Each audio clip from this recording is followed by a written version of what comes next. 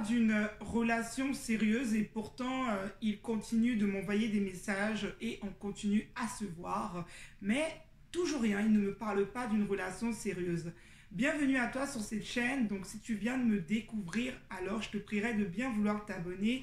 Et si tu étais là avant ou tu viens tout juste de t'abonner, bienvenue à toi. Tous les lundis et tous les jeudis, tu recevras sur cette chaîne des astuces, des conseils, des outils pour pouvoir t'aider dans ta vie sentimentale, personnelle et professionnelle. Alors, cette situation est arrivée à une de mes clientes et ça peut arriver à beaucoup d'entre nous qui sommes déjà passés par là. Tu rencontres une personne tout simplement, vous êtes là, mais la personne ne te parle pas de relations sérieuses. Alors ça fait peut-être 6 mois que vous êtes ensemble, vous avez même parfois des relations intimes ensemble, mais la personne ne te parle toujours pas de relations sérieuses. Et puis c'est une situation qui est tellement déstabilisante parce qu'on ne sait pas quoi faire, on ne sait pas comment on doit se positionner face à cette relation. On apprécie l'autre, on continue de voir l'autre, on a des relations intimes avec lui, mais l'autre ne nous dit pas qu'il veut faire clairement des choses avec nous. Il ne nous parle pas de couple, de relations de couple, d'aller plus loin tout simplement. Je vais te communiquer des conseils quand tu te retrouves dans ce type de situation.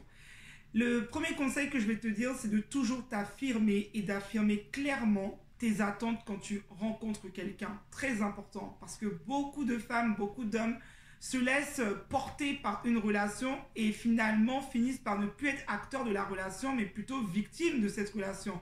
Parce que quand tu te retrouves dans ce genre de cas, c'est finalement tu te retrouves dans une position où ce n'est plus toi qui es acteur de ta vie, mais tu es en attente de l'autre. Donc il est clairement indispensable que tu clarifies à l'autre clairement ce que tu attends d'une relation, et en faisant ça, ça prouve aussi que tu n'as pas peur que l'autre parte de ta vie et que tu as confiance en toi et que justement tu es capable de dire clairement à l'autre: moi je veux ça et moi je veux ça. Et c'est important parce que tu peux te retrouver en face d'une personne qui est timide et peut-être qui n'osera pas te dire clairement aussi les choses. Donc il ne faudrait pas, c'est vrai qu'au départ d'une relation, c'est quand même bien de prendre le temps de se connaître, mais il faut que tu aies une dateline, c'est-à-dire qu'arrivé à un certain moment, au bout déjà de 4 mois, même de 2 mois où tu es en conversation avec quelqu'un, à plus forte raison quand vous passez le cap de la relation intime et que la personne, tu te lies avec la personne intimement, ça veut dire que là, il faut donner un mot à votre relation et savoir où vous allez concrètement et qu'est-ce que vous faites, est-ce que vous êtes en couple ou pas. Il faut savoir exprimer, il ne faut pas se retrouver là à avoir des non-dits et finalement, ça va finir par te bouffer et tu ne seras plus à l'aise avec toi-même parce que tu vas être dans une relation un peu béante où tu ne sais pas où tu en es. Et dans ta vie, il n'est pas question que tu occupes cette place en relation. Tu dois toujours être l'actrice et l'acteur et non être la victime de la situation.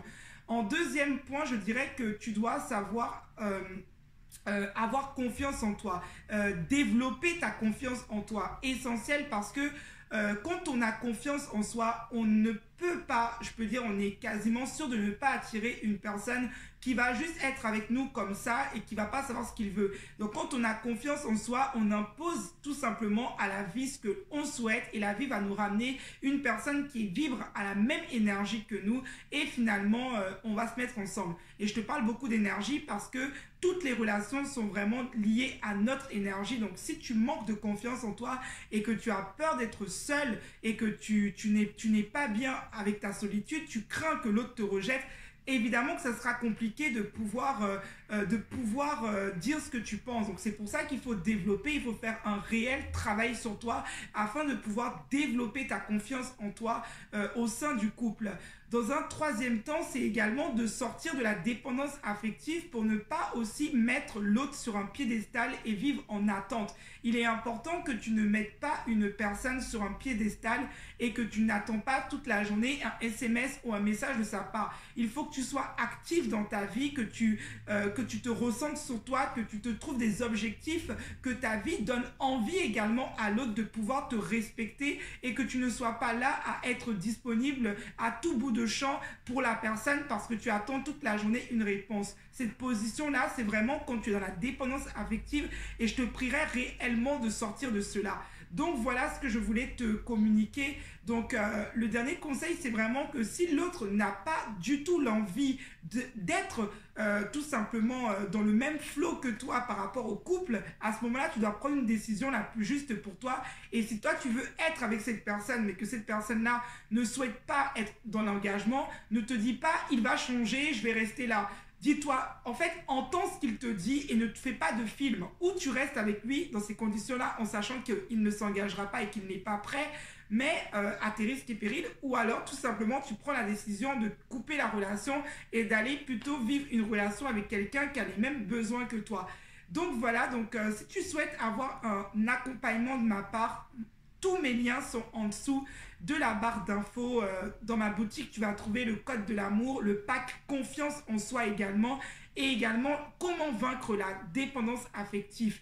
Donc, n'hésite pas à te procurer tous ces produits et je te dis tout simplement que si tu as des questions, tu les laisses en barre de commentaires. Je réponds dans la journée et je te souhaite une excellente journée dans la paix, dans la joie et dans l'amour. Partage à tes proches afin que cette chaîne grandisse, qu'on grandisse tout simplement ensemble.